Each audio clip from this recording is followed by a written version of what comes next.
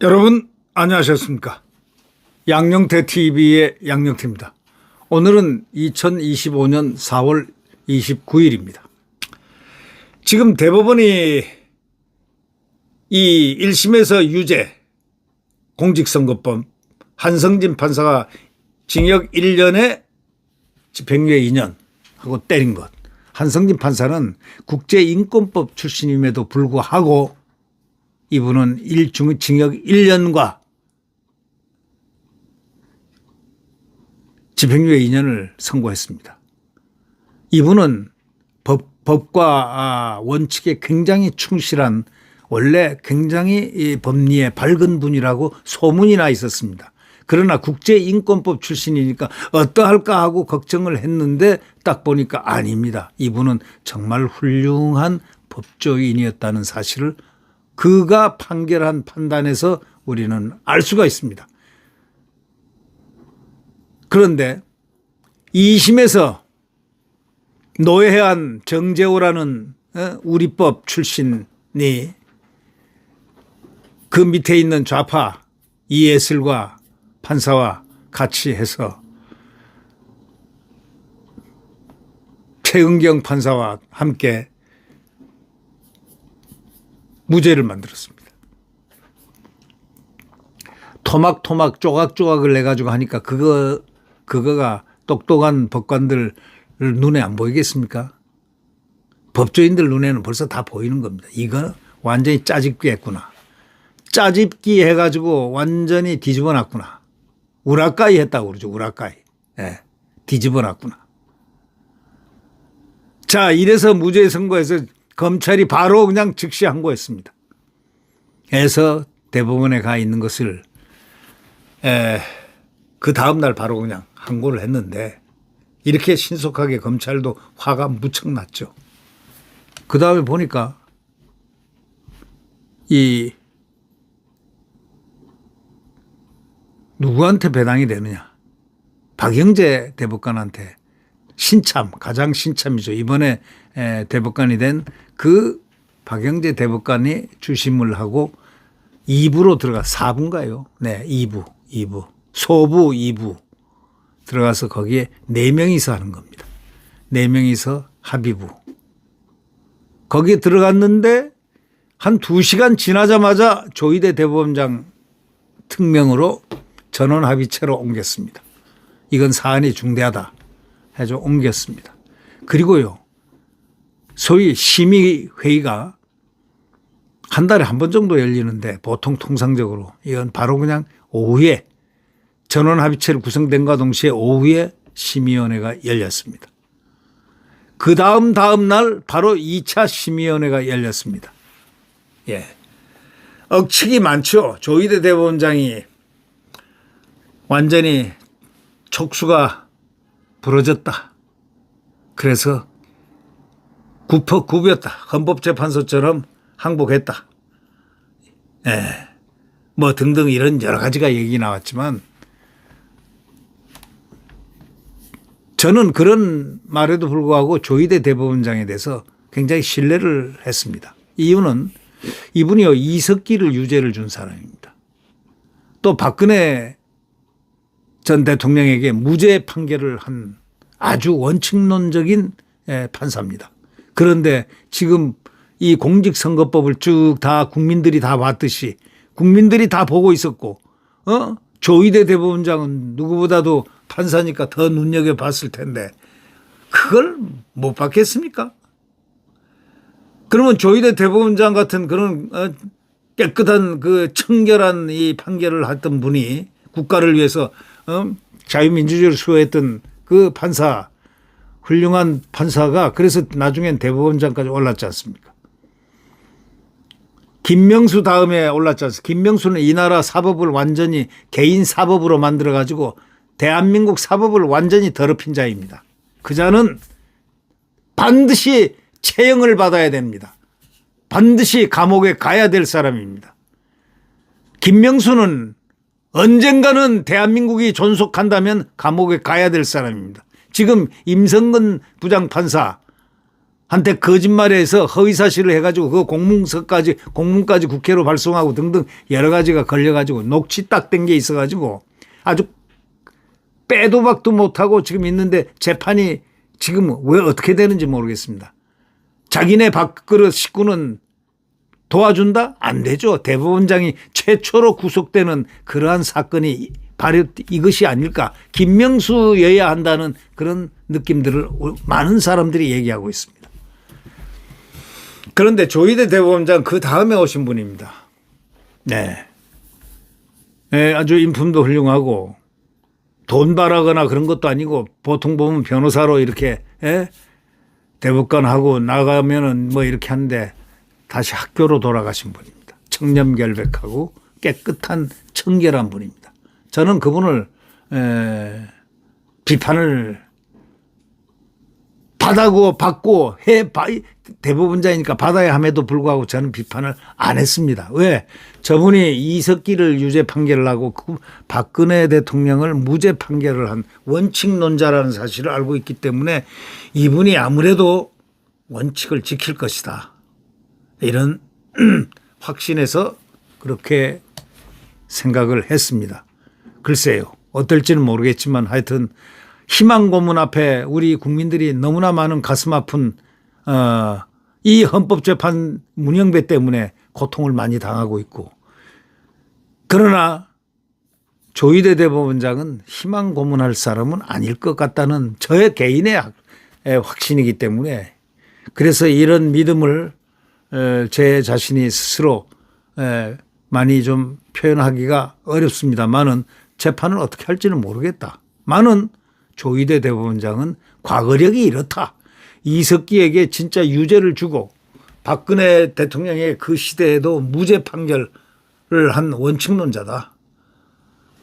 저는 이런 생각을 하고 있습니다. 그래서 이재명 그 선거법 위반 상고심 신속 재판을 시도를 했고 이거는 대법원장의 강력한 뭐 그분 개인의 의지이자 신속 재판은 민주주의의 가장 중대한 겁니다.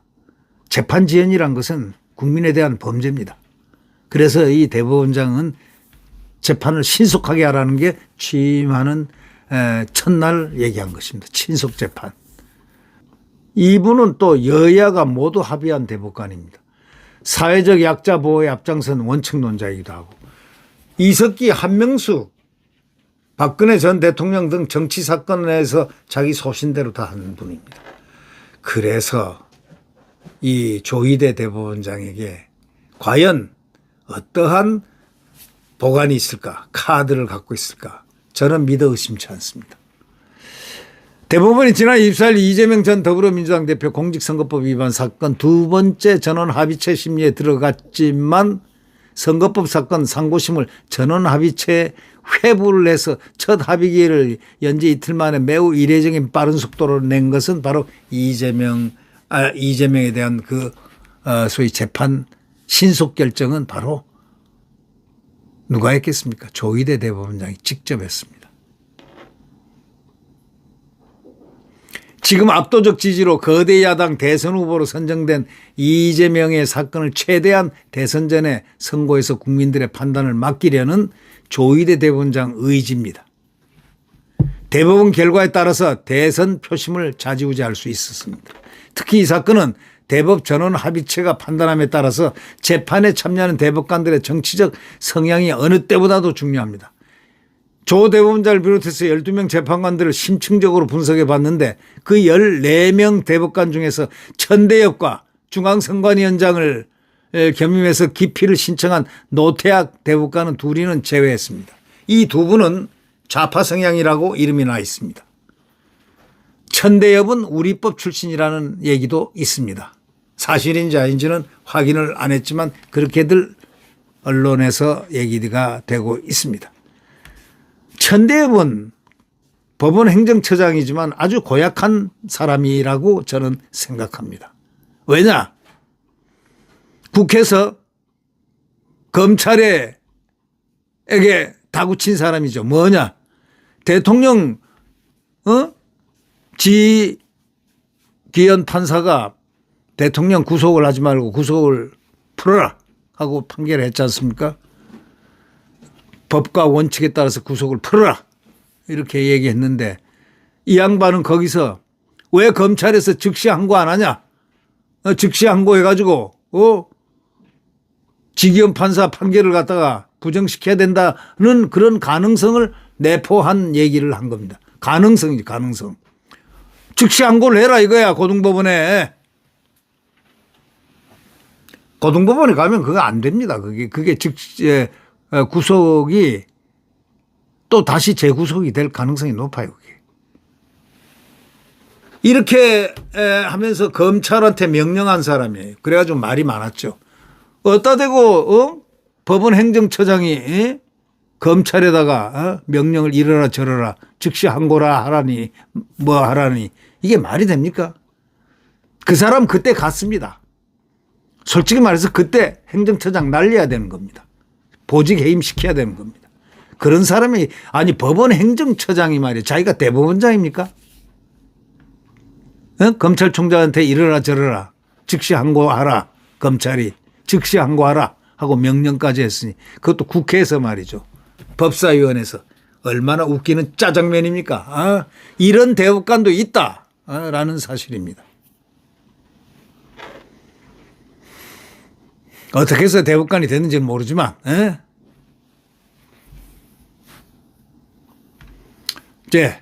그래서 이제 소부에 배당된 2시간 만에 전원합의체 회부를 하고 즉각 심리에 들어간 이것은 이 대법원장의 의지가 아닌가. 아주 대법원장은 깔끔한 분으로 원래가 이름이 나 있습니다.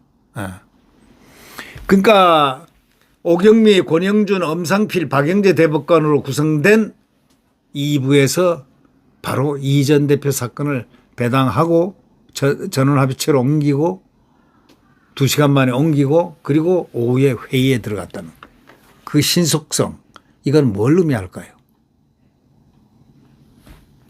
그러니까 전원합의체는 조 대법원장의 의지라고 파악을 해야 됩니다. 한 법조계 인사가요 이렇게 표현했습니다. 뉴델리에다가 이런 의사를 표현했습니다. 본인이 심리에 참여하는 전원합의체에 바로 회부한 것을 보면 조 대법원장의 신속 재판 의지가 강해 보인다면서 국민적 관심도가 높은 사건이기도 하지만 종전 대법원 판례에 따른 판단을 하고 변경할 필요가 있어 전원합의체에 회부한 것으로 보인다. 이렇게 말을 했습니다. 왜냐하면 제2심에서는요. 대법원 판례라든가 이런 걸 지키질 않았습니다.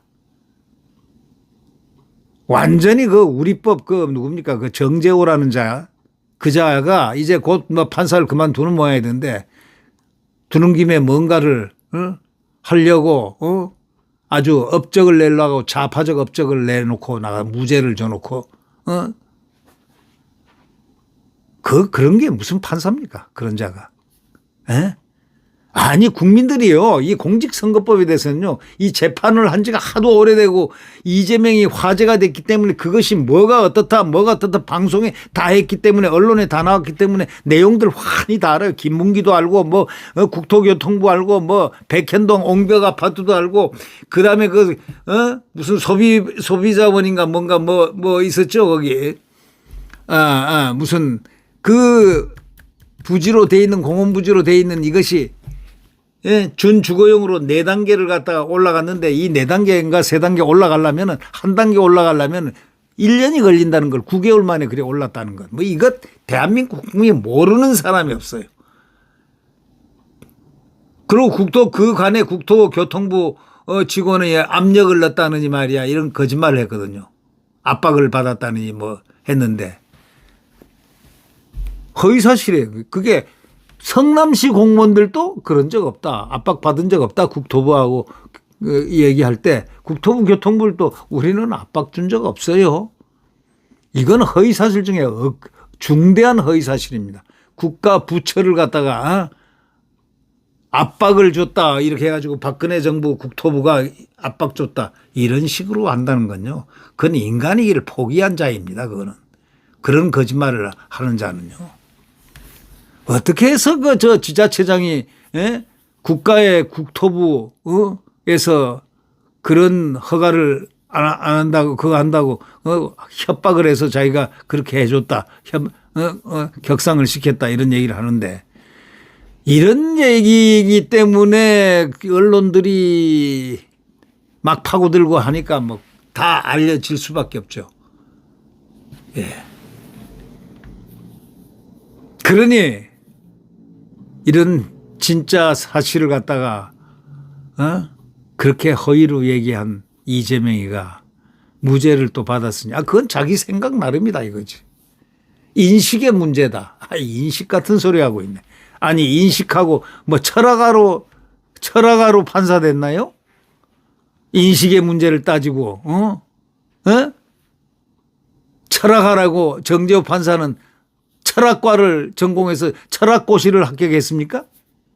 법과 원칙에 따라서 증거에 따라서 법과 원칙과 증거에 따라서 양심적으로 판단하는 게 판사지. 예? 기본이 안 돼 있다. 저는 그렇게 생각합니다. 예. 인식이니 뭐니 뭐 조각조각 다 내가지고 말이죠. 지금 이것이 보통 큰 문제가 아니다 이런 얘기입니다. 대한민국 운명을 좌우하는 문제가 돼 있기 때문입니다.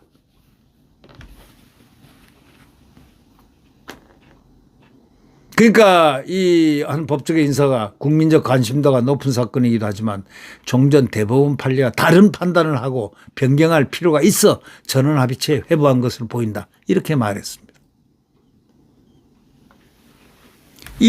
조 대법원장은요, 사법시험 23회 합격하고 연수원을 13기 수료하고 군법무관을 거쳐서 서울 형사지방법원 판사로 인간해서 재판연구관, 사법연수원 교수 등 아주 엘리트 코스를 밟았습니다. 대구지방법원장 재직 중에 박근혜 정부에서 대법관으로 지명이 돼 가지고 2020년까지 6년간 상고심을 심리했습니다. 퇴임 후에도 변호사 개업 안 했습니다. 성균관대 법학전문대학원 석좌 교수로 후학을 양성하다가 윤석열 정부에서 대법원장으로 취임했습니다.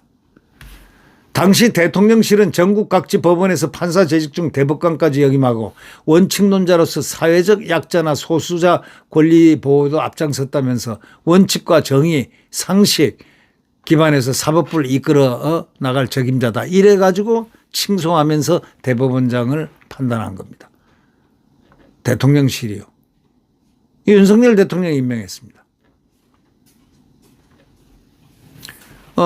일선 판사 시절에는요, 법원 내 대표적인 학구파로 이름이 있었습니다.